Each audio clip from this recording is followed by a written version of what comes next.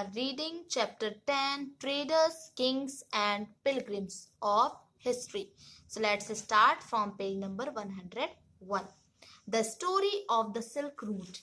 The rich, glossy colors of silk as well as its smooth texture make it a highly valued fabric in most scientists.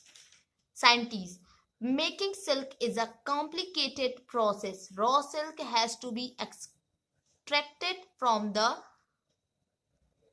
cocoons of silkworm, spun into thread and then woven into cloth. Techniques of making silk were first invented in China around 7,000 years ago. While the methods remained a closely guarded secret for thousands of years, some people from China who went to distant lands on foot, horseback and on camels carried silk with them. The path they followed came to be known as the Silk Route. तो silk route means रेशम मार्ग. Silk के बारे में आप लोगों ने सुना हुआ होगा, वो फैब्रिक है ना. सिल्क की साड़ियां आती हैं, सिल्क के बहुत से मतलब क्लॉथ है, वो फैब्रिक है. ओके, तो उसकी यहाँ कहानी बताई जा रही है, सिल्क रूट की स्टोरी. तो कीमती चमकीले रंग, सिल्क बहुत चमकीला होता है और चिकना मुलायम सॉफ्ट भी होता है. बनावट की वजह से सिल्क की क्लॉथ ज्यादातर सोसाइटी में बहुत ज्यादा कॉस्टली होते हैं, वो बहुमूल्य माने जाते हैं, है ना.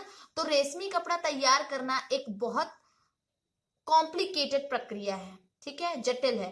रेशम के कीड़े से, सिल्क वॉर्म से सिल्क निकाल कर उसको स्पिन किया जाता है, ठीक है, कातना, सूत कातना कहा जाता है जिसे. फिर उससे कपड़ा बुना जाता है, वोवन, है ना. तो रेशम बनाने की टेक्निक का इन्वेंशन सबसे पहले चीन में लगभग 7,000 इयर्स एगो हुआ.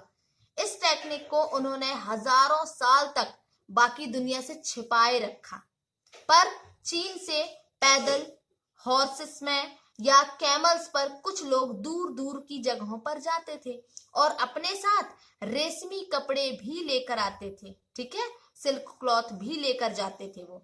तो जिस रास्ते से ये लोग जर्नी अपनी यात्रा करते थे, तो वो सिल्क रूट के नाम से प्रसिद्ध हो गया. तो कभी कभी चीन के रूलर ईरान और वेस्ट एशिया के रूलर्स को गिफ्ट के तौर पर रेशम या सिल्क गिफ्ट करते थे, ठीक है, सिल्क भेजते थे. यहां से सिल्क के बारे में इंफॉर्मेशन और भी वेस्ट की ओर फैल गई. तो करीब 2000 इयर्स एगो रोम के रूलर्स और रिच पर्सन्स के बीच रेशमी क्लॉथ्स, है ना, रेशम के कपड़े पहनना एक फैशन बन गया. इसकी कीमत बहुत ही ज्यादा होती थी क्योंकि चीन से इसे लाने में डेंजरस रोड्स, है ना, हिल्स पड़ते थे, माउंटेन्स पर पड़ते थे, ठीक है, डेजर्ट पड़ता था. तो ऐसे रास्ते से होकर जाना पड़ता था. यही नहीं, रास्ते के आसपास रहने वाले लोग व्यापारियों से यात्रा शुल्क भी मांगते थे. ओके, तो मैप 6 में आप देख सकते हैं कि इसमें सिल्क रूट और उसकी ब्रांचेस को दिखाया गया है. कुछ रूलर्स इसके बड़े बड़े बिग पार्ट्स पर अपना कंट्रोल करना चाहते थे, क्योंकि इस रास्ते पर यात्रा कर रहे व्यापारी, है ना, ट्रैवल कर रहे जो मर्चेंट्स होते थे, मर्चेंट से उन्हें टैक्स, फाइन और गिफ्ट के जरिए प्रॉफिट मिलता था. इसके बदले ये रूलर्स इन मर्चेंट्स को अपने राज्य से गुजरते वक्त लुटेरों के आक्रमणों से सुरक्षा देते थे, ठीक है. रॉबर्स मीन्स होता है लुटेरे, ठीक है. तो सिल्क रूट पर कंट्रोल रखने वाले रूलर्स में सबसे फेमस कुषाण थे. लगभग 2000 इयर्स एगो सेंट्रल एशिया और नॉर्थ वेस्ट इंडिया पर इनका शासन था. पेशावर और मथुरा इनके दो मेन पावरफुल सेंटर थे. तक्षशिला भी इनके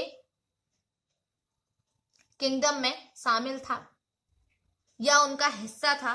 तो इनके शासनकाल में ही सिल्क रूट की एक ब्रांच सेंट्रल एशिया से होकर सिंधु रिवर के मुहाने के पोर्ट्स जो होते थे, बंदरगाह, वहां तक जाती थी।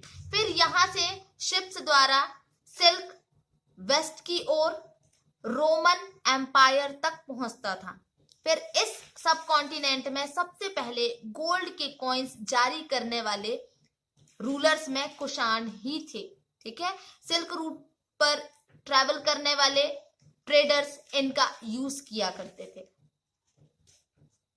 Now the spread of Buddhism, spread means होता है फैलना या प्रसार। ठीक है, तो बुद्धिज्म, बौद्ध धर्म का प्रसार।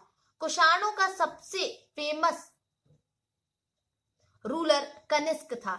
उसने लगभग 19 इयर्स एगो रूल किया। ठीक है, 1900 साल पहले उसने शासन किया। उसने एक बुद्धिस्ट काउंसिल ऑर्गेनाइज किया जिसमें इकट्ठे होकर स्कॉलर्स इंपॉर्टेंट सब्जेक्ट पर विचार विमर्श करते थे। बुद्ध की बायोग्राफी, बुद्ध चरित्र के राइटर अश्वघोष कनिष्क के दरबार में रहते थे। दरबार, कोर्ट, ठीक है, उनके कोर्ट में रहते थे। अश्वघोष और भी अदर बुद्धिस्ट स्कॉलर्स ने अब संस्कृत में लिखना शुरू कर दिया था। तो इस समय बौद्ध धर्म की एक नई धारा महायान का विकास हुआ। इसकी 2 मेन कैरेक्टरिस्टिक थी। तो पहले तो ये था कि स्कल्पचर्स मीन्स मूर्तियों में, है ना, बुद्ध की प्रेजेंस सिर्फ कुछ साइंस के माध्यम से दर्शाई जाती थी, है ना। और मिसाल के तौर पर उनकी एनलाइटमेंट की प्राप्ति को, है ना, जहां उनको ज्ञान प्राप्त हुआ था, ठीक है, उस प्राप्ति को पीपल के पेड़ के स्कल्पचर द्वारा वहां पर दर्शाया जाता था। पर अब बुद्ध के स्टैचूज बनाए जाने लगे। तो इनमें से ज्यादातर मथुरा में तो कुछ तक्षशिला में बनाई जाने लगी। फिर दूसरा चेंज बोधिसत्व में बिलीफ को लेकर आया। बोधिसत्व उन्हें कहते हैं जो ज्ञान प्राप्ति के बाद एकांतवास करते हुए ध्यान साधना कर सकते थे, लेकिन ऐसा करने के बजाय वे लोगों को उपदेश देने और शिक्षा देने और हेल्प करने के लिए सांसारिक परिवेश में ही रहना ठीक समझने लगे। धीरे धीरे बोधिसत्व की पूजा काफी लोकप्रिय हो गई और पूरे वेस्ट एशिया, चीन और बाद में कोरिया और जापान तक भी ये फैल गया। तो बौद्ध धर्म का प्रसार वेस्ट और साउथ इंडिया में हुआ, जहां बौद्ध मॉन्क के रहने के लिए माउंटेन्स में बहुत सारी केव्स खोदी गई, है ना, गुफाएं खोदी गई। इनमें से कुछ केव्स राजा और रानियों के, किंग्स और क्वीन के आदेश पर बनाई गई, तो कुछ ट्रेडर्स और फार्मर्स के द्वारा। तो इनमें से ज्यादातर केव्स वेस्टर्न घाट के पास बनाई गई थी। दक्कन के सिटीज और कोस्टल एरिया के प्रॉस्पेरस पोर्ट्स मीन्स होता है समृद्ध बंदरगाह, जहां शिप्स आकर रुकते हैं, ठीक है, और इन्हें जोड़ने वाली रोड्स भी इन्हीं रेंस से होकर गुजरती थी। रेंस मीन्स होता है दर्रे, ठीक है। ऐसा लगता है कि ट्रेवल करने वाले ट्रेडर्स इन केव्स वाले मोनेस्ट्रीज में रेस्ट के लिए रुकते थे। तो बौद्ध धर्म, है ना, या बुद्धिज्म साउथ ईस्ट की ओर श्रीलंका, म्यांमार, थाईलैंड और इंडोनेशिया सहित साउथ वेस्ट एशिया के और भी पार्ट में फैला। ओके, थेरवाद नामक बुद्धिज्म